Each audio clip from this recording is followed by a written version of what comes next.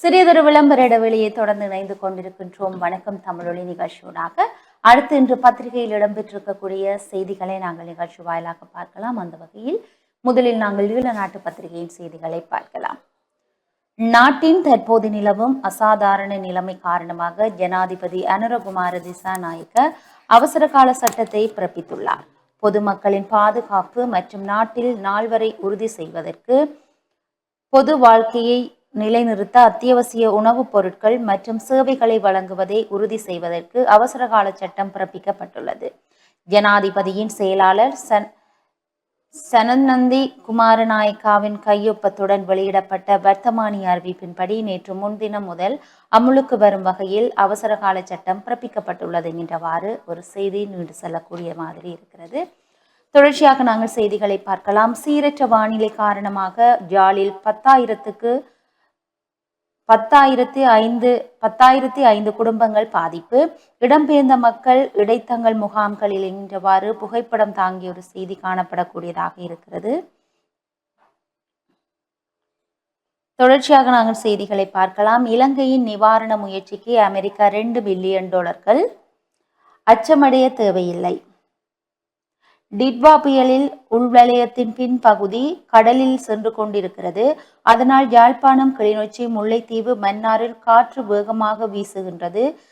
சற்று கனமழை கிடைத்து வருகின்றது என யாழ் பல்கலைக்கழக புவியியல் துறை தலைவர் நாகமுத்து பிரதீப் ராஜா தெரிவித்துள்ளார் என்கின்றவாறு ஒரு செய்தி காணக்கூடியதாக இருக்கிறது.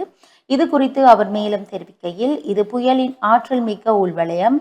கடலுக்கு செல்வதன் விளைவே இந்த வேகமான காற்று வீச காரணமாக இருக்கக்கூடும் என்கின்றவாறும் கனமழை சம்பந்தமாக ஒரு செய்தி காணக்கூடியதாக காணப்படுகிறது.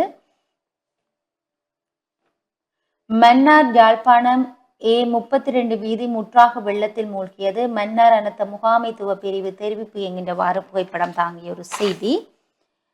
இயற்கை இடரினால் 159 பேர் உயிரிழப்பு, 203 பேரை காணவில்லை, 8 லட்சம் மக்கள் பாதிப்பு என்கின்றவாறும் ஒரு செய்தி.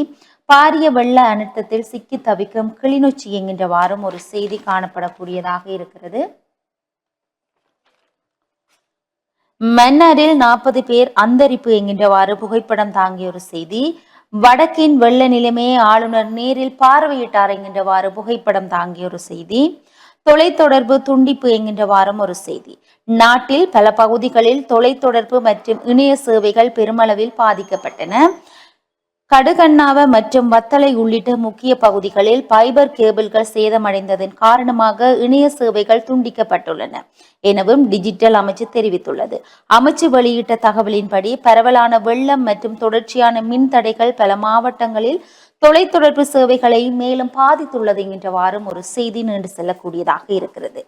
வெள்ளத்தில் மூழ்கிய மன்னார் ஜாழ் வீதி என்கின்றவாறும் ஒரு செய்தி காணப்படக்கூடியதாக இருக்கிறது. தொடர்ச்சியாக நாங்கள் உட்பக்க செய்திகளை பார்க்கலாம். இரணிமடு குளத்தின் நீர்மட்டம் மேலும் உயர்வு. பலத்த மழை காரணமாக கிளிநொச்சி இரணிமடு குளத்தின் நீர்மட்டம் அதிகரித்து வருவதால் குளத்தின் 14 வான்கதவுகள் திறக்கப்பட்டுள்ளதாக கிளிநொச்சி மாவட்ட அனர்த்த முகாமைத்துவ ஒருங்கிணைப்பு பிரிவு தெரிவித்துள்ளது. பிரதேச செயலாளர் பிரிவுக்கும் குறிப்பாக ஐயன் கோவிலடி, முரசுமூட்டை, கண்டாவளை, உரியன், பென்னங்கண்டி, தடுவன்கொட்டி மற்றும் கனகராஜன் குளம் அருகே உள்ள மக்கள் நிலைமையை கவனத்தில் கொண்டு பாதுகாப்பான இடங்களுக்கு செல்லுமாறு அறிவுறுத்தப்பட்டுள்ளது என்கின்றவாறும் ஒரு செய்தி. மழையுடனான வானிலை இன்று முதல் குறையக்கூடும். டிட்வா புயலானது நேற்று முன்தினம் இரவு 11:30 மணியளவில் திருகோணமலையில் இருந்து 70 கிலோமீட்டர் வடமேற்கே மையம் கொண்டிருந்ததாக வளிமண்டலவியல் திணைக்களம் தெரிவித்துள்ளது. இது வடக்கு நோக்கி சாய்ந்த வடமேற்கு திசையில் நகர்ந்து இன்று 30ஆம் தேதி அளவில் இந்தியாவின் தமிழ்நாடு கடற்கரையை அண்மிக்கும் என எதிர்பார்க்கப்படுகின்றது. இந்த நிலையில் தற்போது நிலவும் மழையூடான வானிலை இன்று முதல் குறைவடையும் என வளிமண்டலவியல் திணைக்களம் எதிர்வு கூறியுள்ளது. வடமேல் மாகாணங்களில் தொடர்ச்சியான மழை அல்லது இடியுடன் கூடிய மழையும் பெய்யும். சில இடங்களில் 100 மில்லிமீட்டருக்கு அதிகமான பலத்த மழையும் பெய்யக்கூடும். சப்ரகமுவ மற்றும் மேல் மாகாணங்களில், காலி மற்றும் மாத்தறை மாவட்டங்களிலும் இடைக்கிடையே மழை அல்லது இடியுடன் கூடிய மழை பெய்யும். சப்ரகமுவ மற்றும் வடமேல் மாகாணங்களில் சில இடங்களில் 50 மில்லி மீட்டருக்கு அதிகமான பலத்த மழை பெய்யக்கூடும். நாட்டின் ஏனைய பகுதிகளில் ஆங்காங்கே மழை அல்லது இடியுடன் கூடிய மழை பெய்யும் என தெரிவிக்கப்பட்டுள்ளது. இதேவேளை நாட்டின் பல பகுதிகளில் மணிக்கு 60-70 கிலோமீட்டர் வேகத்தில் பலத்த காற்று வீசுவதுடன் இடைக்கிடையே மணிக்கு 80-90 கிலோமீட்டர் வேகம் வரை காற்று அதிகரித்து வீசும் என கூறப்படுகிறது. பலத்த மழை மற்றும் பலத்த காற்று காரணமாக ஏற்படும் ஆபத்துக்களை குறைப்பதற்கான தேவையான முன்னெச்சரிக்கை நடவடிக்கைகளை எடுக்குமாறு பொதுமக்களுக்கு கோரப்பட்டுள்ளது என்கின்றவாறு ஒரு செய்தி. மழையுடனான சீரற்ற காலநிலையால் பருத்தி துறையில் மட்டும் 1014 பேர் பாதிக்கப்பட்டுள்ளனர் என்கின்றவாறு ஒரு செய்தி. சீரற்ற காலநிலை, யாழில் ஒருவர் மரணம் என்கின்றவாறும் ஒரு செய்தி. யாழ்ப்பாணம் மாவட்டத்தில் ஏற்பட்ட சீரற்ற காலநிலை காரணமாக மருதங்கேணியில் ஒருவர் உயிரிழந்தார். அந்தோனி பெர்னாண்டோ என்ற 66 வயது முதியவரே இவ்வாறு உயிரிழந்துள்ளார் என்கின்றவாறும் ஒரு செய்தி. அனர்த்த நிவாரண பணிகளில் 22,440 இராணுவ படையினர், வடக்கில் 3000 இராணுவத்தினர் மீட்பு பணியில் இராணுவ தளபதி தெரிவித்துள்ளார் என்கின்றவாறும் புகைப்படம் தாங்கிய ஒரு செய்தி.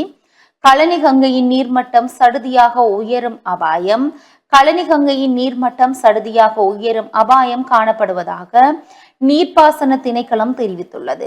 கழனி கங்கைக்கு அருகில் உள்ள கொலன்லாவை, கொழும்பு, அவிசாவலை மற்றும் கடுவலை ஆகிய பகுதிகளில் வெள்ள அபாயம் தீவிரமடையக்கூடும் எனவும் நீர்ப்பாசன திணைக்களம் எச்சரித்துள்ளது. இதேவேளை மகாவலி கங்கை, அட்டுளி கங்கை, மகா ஓயா, மாணிக்க கங்கை மற்றும் தெரு ஓயா ஆகியவற்றின் நீர்மட்டங்கள் அதிகரித்துள்ளதாகவும் குறித்த ஆறுகளின் தாழ் நிலப்பகுதிகளில் வகிக்கும் மக்கள் உடனடியாக அங்கிருந்து வெளியேறுமாறு நீர்ப்பாசன திணைக்களம் கேட்டுக்கொண்டுள்ளது என்கின்றவாறும் ஒரு செய்தி. கொழும்பில் மட்டும் இதுவரை 1696 குடும்பங்கள் பாதிப்பு. மகா ஓயாவின் நீர்மட்டம் அதிகரிப்பு வரலாறு காணாத அளவுக்கு வெள்ளப்பெருக்கு ஏற்படக்கூடும். நாட்டில் நிலவும் சீரற்ற வானிலை காரணமாக மகா ஓயாவை அண்டிய பிரதேசங்களுக்கு வெள்ள அபாய எச்சரிக்கை விடுக்கப்பட்டுள்ளது. நீர்ப்பாசன திணைக்களம் தெரிவித்துள்ளது. நீர்மட்டம் அதிகரித்துள்ளதால் மகா ஓயாவை அண்டிய பிரதேசங்களுக்கு வரலாறு காணாத அளவுக்கு பாரிய வெள்ளப்பெருக்கு ஏற்படக்கூடும் என நீர்ப்பாசன திணைக்களம் எச்சரித்துள்ளது. எனவே மகா ஓயாவை அண்டிய பிரதேசங்களில் வாழும் மக்கள் மிகவும் எச்சரிக்கையுடன் செயற்படுவது நீர்ப்பாசன திணைக்களம் கேட்டுக்கொண்டுள்ளது என்கின்றவாறும் ஒரு செய்தி. இலங்கைக்கு வந்த இந்திய மீட்பு குழு என்கின்றவாறும் ஒரு செய்தி. இந்திய மீட்பு பணிக்குழுவின் நேற்று அதிகாலை இலங்கைக்கு வந்துள்ளன. இந்திய விமானம் மூலம் இந்த குழுவினர் இலங்கையை வந்தடைந்துள்ளனர். இதில் 4 பெண்களும் 76 ஆண்களும் அடங்குகின்றனர். மேலும் 4 மோப்ப நாய்களும் இந்த குழுவில் உள்ளடக்கப்பட்டுள்ளனர். நாட்டில் நிலவும் மோசமான வானிலை காரணமாக பாதிக்கப்பட்ட மக்களை விரைவில் மீட்கும் நோக்குடன் இந்த குழுவினர் இலங்கைக்கு வந்துள்ளனர் என்கின்றவாறும் ஒரு செய்தி. அத்தனகழு ஓயா நீர்மட்டம் தொடர்ச்சியாக அதிகரிப்பு, வெள்ள அபாய எச்சரிக்கை. மக்களை மீட்கும் பணிகளுக்கு தடங்கல் என்கின்றவாறும் ஒரு செய்தி. நாட்டில் நிலவும் அதிதீவிர வானிலையால் ஏற்பட்ட அனர்த்தங்களில் சிக்கியுள்ள மக்களை மீட்கும் பணிகளுக்கு தடங்கல் ஏற்பட்டுள்ளதாக தெரிவிக்கப்பட்டுள்ளது. இதன்படி பாதிக்கப்பட்ட பகுதிகளுக்கு போக்குவரத்து மற்றும் தொடர்பு சேவைகள் பாதிக்கப்பட்டுள்ளதால் இந்த தடங்கல் நிலை ஏற்பட்டுள்ளதாக தெரிவிக்கப்படுகின்றது.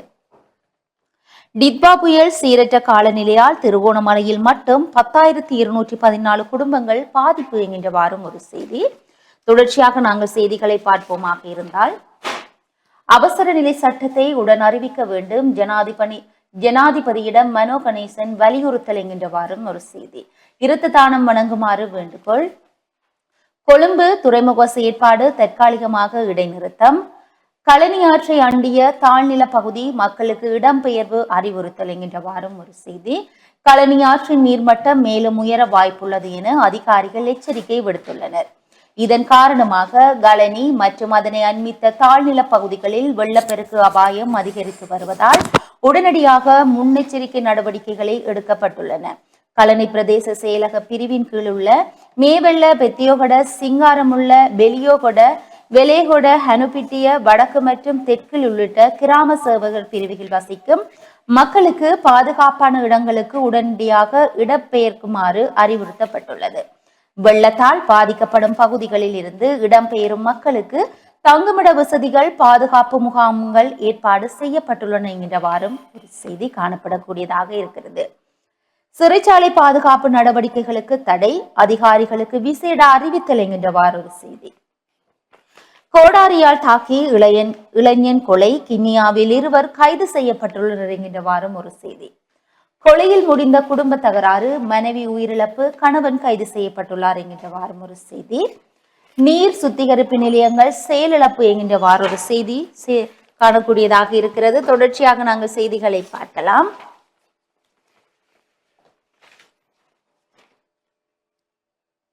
அரசாங்கத்துக்கு சிவில் சமூகத்துக்கும் இடையில் கூட்டு பங்காண்மைக்கான புதிய வாய்ப்பு என்கின்றவாறும் ஒரு செய்தி நின்று செல்லக்கூடியதாக இருக்கிறது. அனுர அரசாங்கத்தின் மீதான தமிழ் மக்களின் நம்பிக்கை சரிந்து செல்கின்றதா இல்லையா என்கின்றவாறும் ஒரு செய்தி தொடர்ந்து செல்லக்கூடியதாக இருக்கிறது. நாங்கள் உட்பக்க செய்திகளை பார்க்கலாம். அமைதியா போரா யார் கையில்? ட்ரம்ப் 28 அம்சம், உக்ரைன் 19 அம்சம், அமைதி திட்டம் இது சாத்தியமாகும் என்கின்றவாறும் ஒரு செய்தி காணக்கூடியதாக இருக்கிறது. கண்டி பதுளையில் 85 பேர் உயிரிழப்பு, சுற்றுலா பயணிகள் பிரச்சனை அறிவிக்க தொலைபேசி இலக்கம். அரநாயக்க அம்பலங்கந்தையில் மண் சரிவில் சிக்கி 120 பேர் மாயம். கொட்டடி பண்ணை பகுதிகளில் கடல் நீர் உட்புகும் அபாய நிலை என்கின்றவாறும் ஒரு செய்தி. நாங்கள் இறுதிப்பக்க செய்திகளை பார்க்கலாம். ஈழநாட்டு பத்திரிகையில் ஆபத்தான பயணங்களை மக்கள் தவிர்க்க வேண்டும், இராணுவ தளபதி கோரிக்கை என்கின்றவாறு ஒரு செய்தி. நாட்டில் பல பாகங்களில் நிலவும் அதிதீவிர காலநிலை காரணமாக அத்தியாவசியமற்ற மற்றும் ஆபத்தான பயணங்களை மக்கள் தவிர்த்துக் கொள்ளுமாறு இராணுவ தளபதி தெரிவித்துள்ளார். நேற்று காலை நடைபெற்ற ஊடகவியலாளர் சந்திப்பில் கலந்து கொண்டு கருத்து தெரிவித்த போதே இராணுவ தளபதி இந்த கோரிக்கையை விடுத்துள்ளார் என்கின்றவாறும் ஒரு செய்தி. ஜப்பான் எப்போதுமே இலங்கை மக்களுடன், ஜப்பான் தூதுவர் தெரிவிப்பு என்கின்றவாறும் ஒரு செய்தி. இரணை மடுக்குள வால்கட்டு பகுதி வெட்டி மேலதிக நீர் வெளியேற்றம் என்கின்றவாறு ஒரு செய்தி. சர்வதேச நிறுவனங்களிடம் உடனடி உதவி கோருங்கள், அரசிடம் சந்திரிகா கோரிக்கை. ஜாலில் இருந்து பயணித்த 69 பேரின் உயிர்களை காப்பாற்றியோருக்கு நன்றி கூறிய அரசு அதிபர்.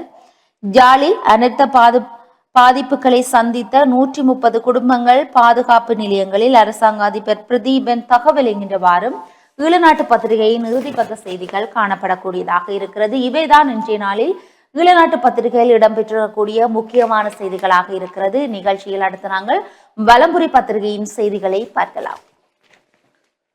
வலம்புரி நாளினுடைய பிரதான தலைப்பு செய்தியாக டித்வா புயலின் கோரத்தால் 159 பேர் உயிரிழப்பு, 203 பேரை காணவில்லை, சுமார் 8 லட்சம் பேர் பாதிப்பு.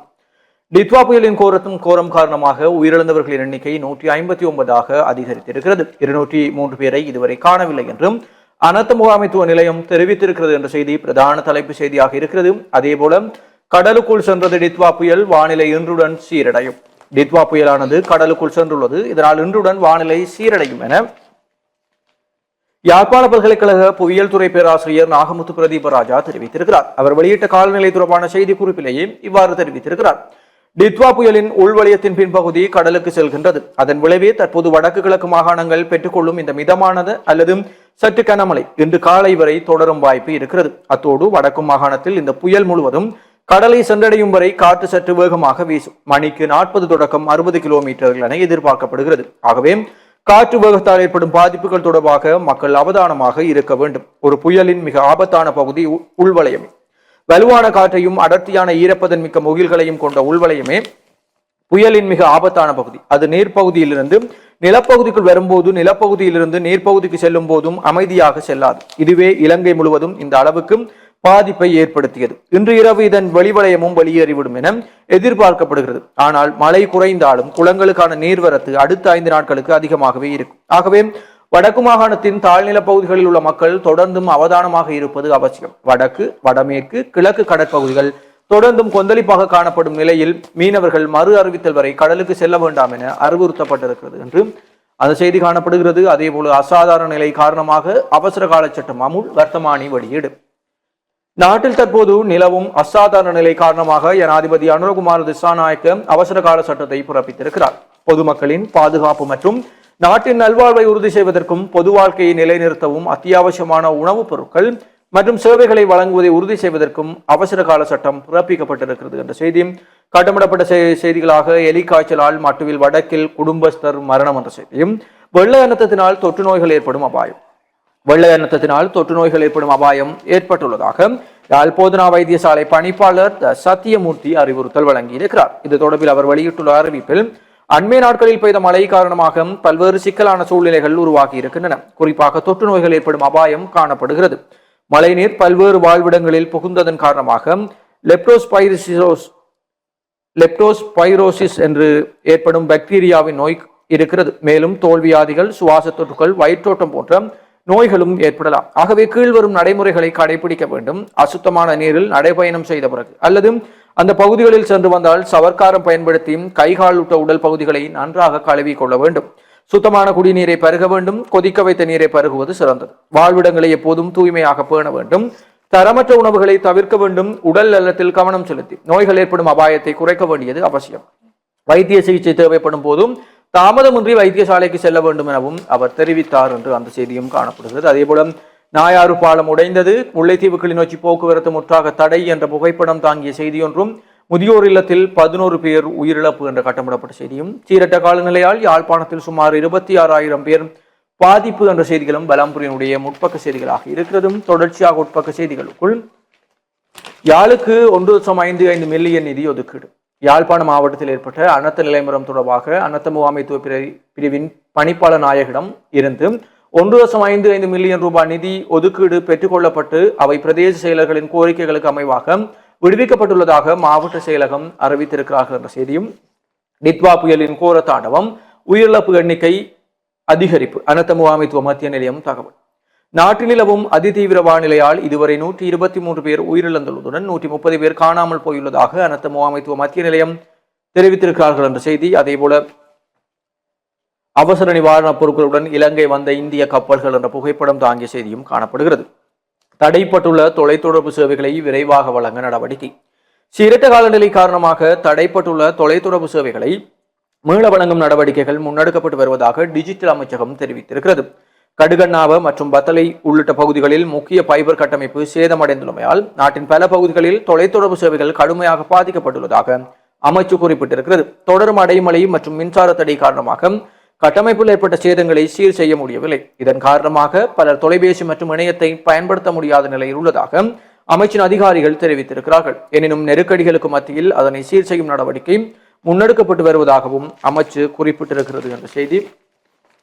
வலமுறையுடைய வெளிநாட்டு செய்திகளுக்குள் டித்வா புயலால் பாதிக்கப்பட்டவர்களுக்கு இலங்கை கிரிக்கெட் வீரர்கள் நன்கொடை என்ற செய்தி, 3 ஓட்டங்கள் எடுத்தால் வெற்றி, கைவிடப்பட்ட போட்டி, நடுவர்கள் செயலால் அதிருப்தி என்ற செய்தியும், இலங்கை மகளிர் அணி இந்தியாவிற்கு விஜயம் என்ற செய்திகளும் காணப்படுகிறது. தொடர்ச்சியாக உள்நாட்டு செய்திகளுக்குள் வெள்ள அனர்த்தத்தினால் 2397 குடும்பங்கள் பாதிப்பு. யாழ்ப்பாண மாவட்டத்தில் 2397 குடும்பங்களை சேர்ந்த 7513 அங்கத்தவர்கள் வெள்ள அனர்த்தத்தால் பாதிக்கப்பட்டிருக்கிறார்கள் என்ற செய்தியும், வேகமாக பெறவும் பாத்தீனியம் கட்டுப்படுத்த நடவடிக்கை எடுங்கள், சாகவச்சேரி நகரசபை என்ற செய்தியும். அதேபோல சாகவச்சேரியில் வெள்ள அனர்த்தம், தவிசாளர் குழு கள விஜயம். சாகவச்சேரி நகரசபை எல்லைக்குட்பட்ட பகுதிகளில் ஏற்பட்டிருக்கிற வெள்ள அனர்த்த நிலைமைகளை நகரசபை தவிசாளர் மற்றும் சமூக மட்ட அமைப்புகளுடைய பிரதிநிதிகள் நேற்று சனிக்கிழமை நேரில் சென்று பார்வையிட்டார்கள் என்ற புகைப்படம் தாங்கிய செய்தி. கிளிநொச்சி மாவட்டத்தில் வெள்ள அனர்த்தத்தால் 2500 பேர் பாதிப்பு என்ற செய்திகளும் காணப்படுகிறது. அதே போல வலம்புரி நாளுதல் வேரமலராக சங்குநாதம் புலந்திருக்கிறது. சங்குநாதத்திலே பிரதான கட்டுரையாக மாவீரர் நாள் பேரெழுச்சி கண்ட தமிழர் தாயகம் என்று அபிமன்யு அவர்களுடைய கட்டுரை பிரசுரிக்கப்பட்டிருக்கிறது. தொடர்ச்சியாக தலைமன்னார் தனுஷ்கோடி தரைப்பாலம் சாத்தியமாக என்று திபாகரன் அவர்களுடைய கட்டுரையும் பிரசுரிக்கப்பட்டிருக்கிறது. அதே போல வியாசர் பதில்கள் பக்கத்திலே தாய்மண்ணின் விடுதலைக்காக தம் உயிர்களை தியாகம் செய்த வீரமரவர்களுக்கு அமரன் திரைப்படம் போல திரைப்படம் உருவாக்கலாமா என்று கிளிநொச்சியை சேர்ந்த விண்ணிலா அவர்களுடைய கேள்விக்கும், அமரன் ஒரு வீரன், அதில் மாற்று கருத்து எதுவும் இல்லை. ஆயினும் அமரனை போல 1000 மடங்கு தியாகங்களை செய்த 1000 வீரமரவர்கள் வாழ்ந்து மடிந்திருக்கிறார்கள் எம் தேசத்தில். அந்த வீரமரவர்களின் காவியத்தை படமாக்கினால் 1000 பகுதிகள் எடுத்தாலும் அவர்களின் ஒப்பற்ற வீரத்தை தியாகத்தை கூறிவிட முடியாது என்று வியாசர் பதிலளித்திருக்கிறார். அதே போல தாயகம் தமிழ் தேசியம் என ஊரை ஏமாற்றுபவர்களுக்கு முடிவே இல்லையா என்று கிளிநொச்சியை சேர்ந்த மூன் அவர்களுடைய கேள்விக்கும், முடிவு கட்ட வேண்டியவர்கள் மூச்சுரைத்ததால் விளக்குமார்களும் தும்புத்தடிகளும் வீரவசனம் பேசினோம், காலம் பதில் சொல்லும் என்று காத்திருக்க கண்முன்னே வீணர் கூட்டம் வெறியாட்டம் ஆடிடவே ஈழ கனவுக்காய் ஊனுறக்கம் மறந்து உழைத்த உத்தமர் ஒரு தொகையினர் உயிர் மாய்க்க மறுதொகையினர் மௌனமாயிட வருகிறவர் போகிறவர் எல்லாம் வாயால் வாழ் வீசுகிறார்கள். மதில் மேல் பூனையாய் மந்திக் கொண்டிருந்தவர்கள் மஞ்சள் சிகப்பு கொடிகட்டி மரகத மேனியர் இசை மீட்டி மானம் ஒன்றே வாழ்வென்று மைக் பிடித்து பேசுகிறோம். இனி அவர்கள் திரும்பி வந்தால் எத்தனை பேர் அந்த லிஸ்டில் இருப்பினமோ இறைவனுக்கே வெளிச்சம் அப்பா என்று வியாசர் பதிலளித்திருக்கிறார். இப்படி வியாசர் பதில்கள் பக்கம் தொடர்ந்து செல்கிறது. தொடர்ச்சியாக இனவாதத்தின் நிழலில் இருந்து மக்கள் உழைப்பை உறிஞ்சியவர் பிடிபட்ட கதை என்று பிரான்சிஸ் அவர்களுடைய கட்டுரையும் பிரசுரிக்கப்பட்டிருக்கிறது. ஆட்சி அறிவுரை பக்கத்திலே ஐயப்பன் விரதம் பக்திக்கா பாசனுக்கா பேராண்டி என்ற தலைப்பிலே மாவைனா கஜேந்திரன் அவர்களுடைய கட்டுரையும் பிரசுரிக்கப்பட்டிருக்கிறது.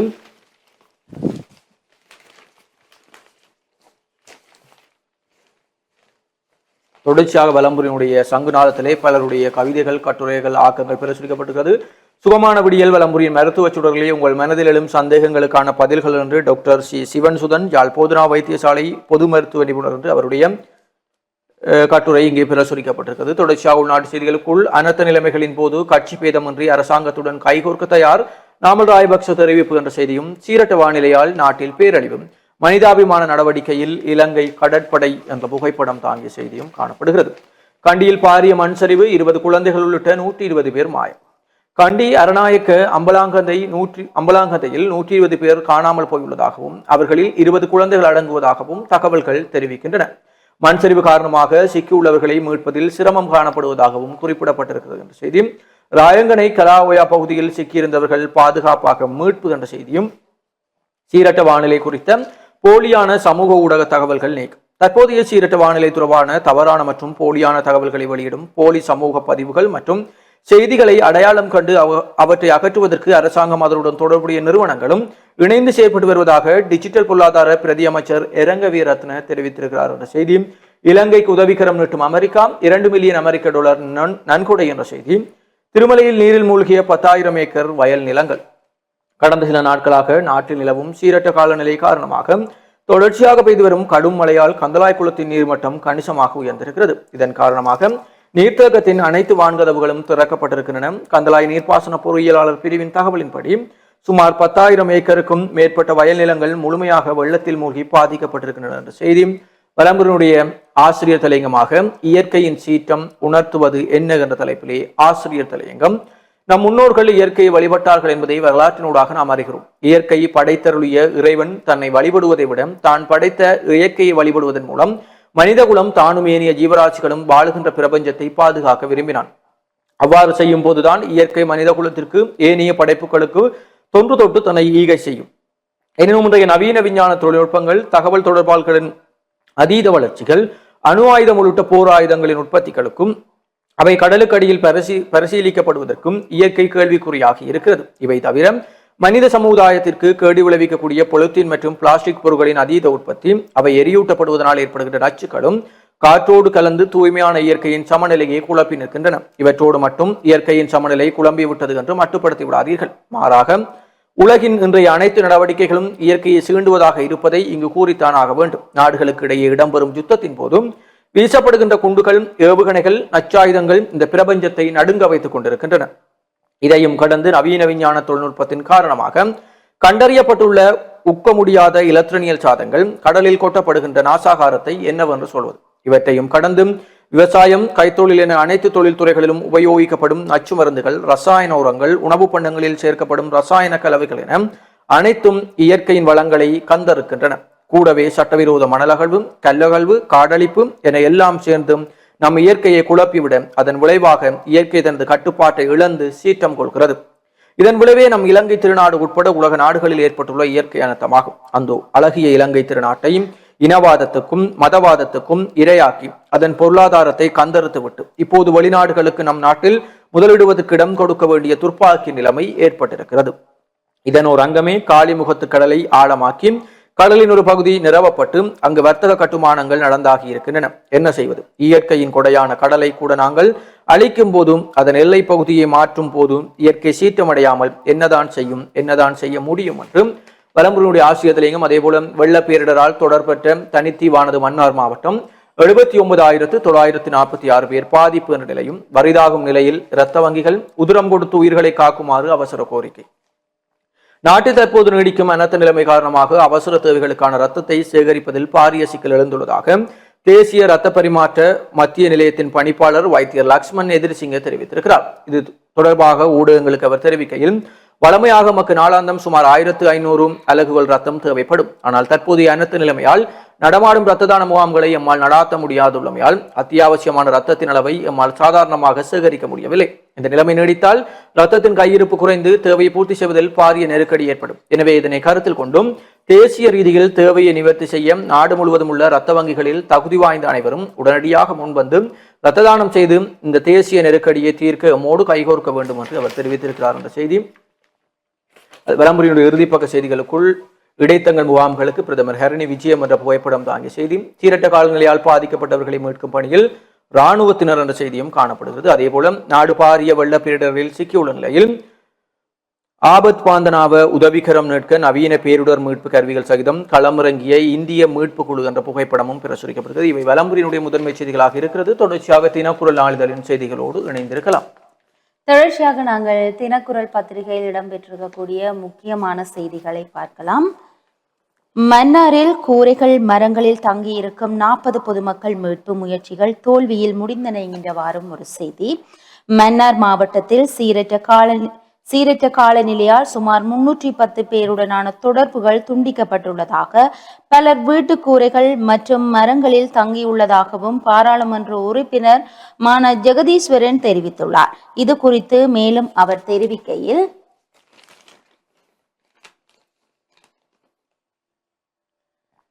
310 நபர்கள் கடந்த 2 நாட்களாக எவ்வித தொடர்புகளுமின்றி இருக்கிறார்கள். மேலும் நானாட்டன் பிரதேச செயலாளர் பிரிவில் தொடர்புகள் துண்டிக்கப்பட்டன. சிலரை படகுகள் மூலம் மீட்கப்பட்டுள்ளனர். மேலும் கூராய் பிரதேசத்தில் 40 நபர்கள் எவ்வித தொடர்புகளுமின்றி மரத்திலும் கூரைகளிலும் மேலும் இருப்பதாக கூறப்படுகிறது. அவர்களை மீட்கும் நடவடிக்கையில் கடற்படையினர், விமானப்படையினர் மற்றும் ஏனைய அரசாங்க அலுவலர்களின் உதவியுடன் மீட்கப்பட்ட முயற்சிகள் முன்னெடுத்து வருகின்றோம். கடற்படையினரால் மீட்பிற்காக சென்ற படகு நீரில் இழுத்துச் செல்லப்பட்டதால் பாதிக்கப்பட்டவர்களை நெருங்குவது கடினமாக உள்ளது. விமானப்படையினராலும் அந்த பகுதியை நெருங்க முடியவில்லை. நிலை ஓரளவு சீரானால் மட்டுமே மீட்பு நடவடிக்கை சாத்தியமாகும். மேலில் மாந்தை, மேற்கு மடு, முசலி பிரதேச செயலாளர் ஆகிய பிரிவுகள் மன்னார் பிரதேச செயலாளர்கள் பிரிவில் இருந்து துண்டிக்கப்பட்டுள்ளது. தொலைபேசிகள் இயங்கவில்லை. பாதிக்கப்பட்டவர்களின் தகவல்களை பெற்றுக் கொள்வதில் பாரிய பிரச்சனைகள் ஏற்பட்டுள்ளது. மன்னார், கொழும்பு, யாழ்ப்பாணம் இடையிலான பாதைகளும் தடைப்பட்டுள்ளனவும் அவர் கூறியுள்ளார் என்கிறவாறும் ஒரு செய்தி நீண்டு செல்லக்கூடியதாக இருக்கிறது. இலங்கையை விட்டு நகர்ந்த டித்வா புயல் கனமழை தொடரும் என எச்சரிக்கை. டித்வா இலங்கையை விட்டு மெல்ல நகர தொடங்கியுள்ள போதும் மறைமுக விளைவுகள் இன்னும் தொடரும் என வளிமண்டலவியல் திணைக்களத்தின் பணிப்பாளர் அதுல கருத்நாயக்கா கூறியுள்ளார். இதன்படி வடமத்திய கிழக்கு மற்றும் மத்திய மாகாணங்களில் சில பகுதிகளில் சுமார் 100 மில்லிமீட்டருக்கு அதிகமான மழை வீழ்ச்சி பதிவாகும். மேலும் மேல் மற்றும் சப்ரகமோ மாகாணங்களில் 50 மில்லிமீட்டருக்கு அதிகமான மழையும் பெய்யக்கூடும் என்று, ஏனைய மாகாணங்களில் பல இடங்களில் கனமழைக்கு வாய்ப்புள்ளதாகவும் ஒரு செய்தி காணக்கூடியதாக இருக்கிறது. தொடர்ச்சியாக நாங்கள் செய்தியை பார்க்கின்ற வேளையில், இலங்கையை வந்தடைந்தது இந்திய பேரிடர் மீட்பு குழு என்கின்ற வாரம் புகைப்படம் தாங்கிய ஒரு செய்தி. வவுனியா காந்தசோலை பகுதியில் கார் ஒன்று வெள்ளத்தில் மூழ்கியதில் 2 பலி. காந்தசோலை பகுதியில் கார் ஒன்று வெள்ளத்தில் அடித்து செல்லப்பட்ட நிலையில் காரில் பயணித்த 2 உயிரிழந்ததாக போலீசார் தெரிவித்துள்ளனர் என்கின்ற வாரம் ஒரு செய்தி. வெள்ள அனர்த்த நிலைமைகளை பார்வையிட்ட நகரசபை தவிசாளர் என்கின்ற வாரம் ஒரு செய்தி. அனர்த்தத்தின் போது அவசர உதவிகளை பெற்றுக்கொள்ள யாழ் மாவட்ட செயலகத்துடன் தொடர்பு கொள்ள அறிவிப்பு என்கின்ற வாரம் ஒரு செய்தி.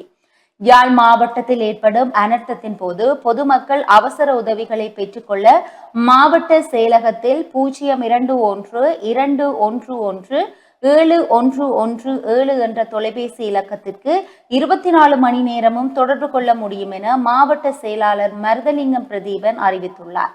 அனர்த்த அபாய குறைப்பு நடவடிக்கைக்கு முன்னேற்பாடாக பிரதேச செயலக அனர்த்த நிவாரண சேவைகள் உத்தியோகத்தருடன் யாழ்ப்பாண மாவட்ட செயலக கலந்துரையாடினார். வெள்ள நீர் வழிந்தோடமைக்கான தடைகளை ஜேசிபி மூலம் அறிவதற்கான நடவடிக்கைகளையும் உடனடியாக முன்னெடுத்துள்ளனர் என்கின்றவாறும் ஒரு செய்தி. வவுனியா பாவற்குளத்தில் 4 வான் கதவுகளும் திறப்பு, அவதானமாக இருக்குமாறு மக்களுக்கு அறிவுறுத்தல் என்கின்றவாறும் ஒரு செய்தி. இந்திய அரசின் நிதியுதவியை பெற்று பாதீனியத்தை முற்றாக அளிக்க வேண்டும், சமூக செயற்பாட்டாளர் சச்சி ஆனந்தன் தெரிவிப்பு என்கின்றவாறு ஒரு செய்தி. கிளிநொச்சி மாவட்டத்தின் பகுதிகள் வெள்ளத்தில் தத்தளித்து வருகின்றது. மல்வத்து ஓயா ஆற்றின் வெள்ளத்தினால் மன்னார் மாவட்டத்தில் பெரும் பாதிப்பு என்கின்றவாறும் ஒரு செய்தி காணப்படக்கூடியதாக இருக்கிறது. இவை இன்றைய நாளில் தினக்குரல் பத்திரிகையில் இடம்பெற்றிருக்கக்கூடிய முக்கியமான செய்திகள். தொடர்ந்தும் நாங்கள் நிகழ்ச்சி வாயிலாக இணைந்து கொள்ளலாம். நிகழ்ச்சியில் அடுத்து சிறியதொரு விளம்பர இடைவேளை வர காத்துக் கொண்டிருக்கிறது, பார்க்கலாம்.